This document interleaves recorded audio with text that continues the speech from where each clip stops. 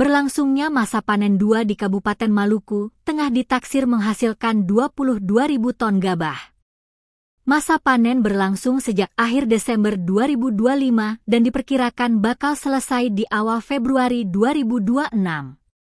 Bulog diketahui telah menyerap gabah kering panen, GKP, petani, di mana standar harga yang ditetapkan secara nasional yakni Rp6.500 per kilo.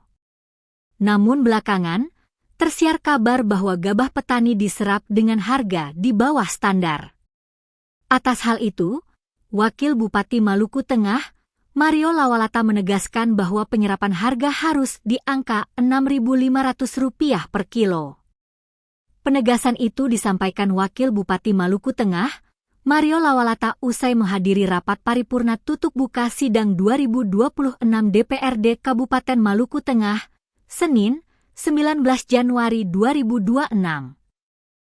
Ia bahkan menekankan agar tidak ada permainan harga untuk penyerapan gabah petani.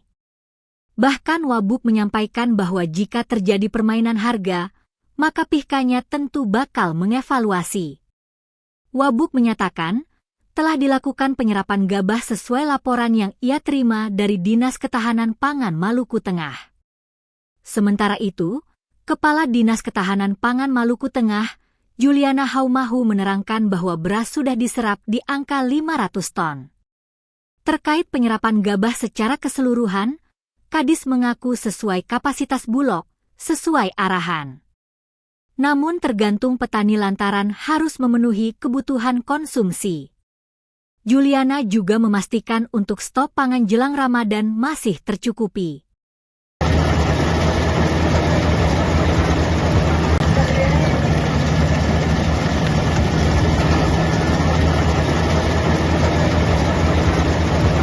حسنا وقنا عذاب النار ودخل